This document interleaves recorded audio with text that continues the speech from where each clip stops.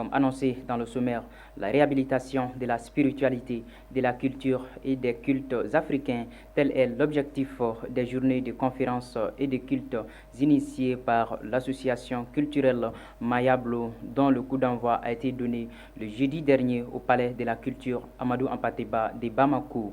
Cette grande rencontre qui prend fin demain dimanche regroupe les initiés traditionnalistes, les jeunes africains et descendants d'Africains déportés qui sont décidés de se réapproprier leur histoire, leur langue et leur multimillénaire dans le cadre de la Renaissance africaine, notamment à travers le rôle de la pensée africaine dans le redressement de l'Afrique et sa diaspora.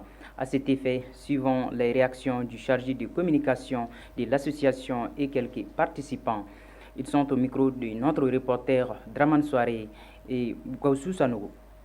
Ma raison, je réponds à l'invitation de mes frères du Mandin. Donc voilà, pour participer à cet événement-là, qui va prendre en fait 3-4 jours, je crois. Vous savez, aujourd'hui, nous sommes dans une démarche qui refuse tout ce qui a été concocté par le colon depuis Berlin en 1885. Donc tout ce que nous a divisé aujourd'hui, c'est d'abord ces frontières fossilisées. Nous ne sommes pas dans cette démarche-là. Nous sommes animés par une fibre panafricaniste. Donc que ce soit Mali, que ce soit Congo, nous sommes animés par cette même fibre-là. Donc il n'y a pas de différence entre nous. Nous avons les mêmes ancêtres, nous avons un même passé, nous avons une même histoire. Prenons l'exemple du Niger par exemple. C'est le même espace sous l'Empire mandin jusqu'à l'Empire Songhai. Moi je suis du peuple Germain Songhai au Mali, dans le nord. Je n'ai pas besoin de protocole pour m'adresser aux populations.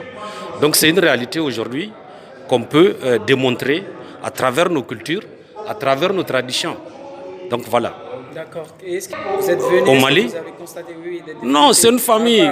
Votre Je vais vous dire quelque chose, tout est question mentale. Le peuple malien, c'est mes frères et mes sœurs d'une même mère, dont on prend conscience qu'ils existent, qu'on vient de découvrir pour la première fois. C'est tout. Ce que je lance, moi je crois que le contexte actuel est la preuve que le peuple africain, nous sommes, d'une même mère. C'est la même chose.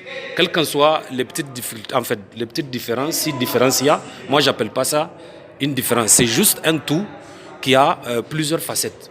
Donc c'est ça, les petites barrières linguistiques, où avec un petit effort, on peut aller au-delà. Donc l'avenir de cette Afrique-là, c'est un éveil de conscience. Il faut que la jeunesse africaine, parce que nos aînés, ils ont trahi. Nous avons vu la méthode, occidentale. Quand ils forment un Africain, ce n'est pas pour servir l'Afrique, c'est pour servir leurs intérêts. Donc l'Africain, il devient, au sortir de sa formation, il devient aliéné au point où il devient étranger à sa propre culture.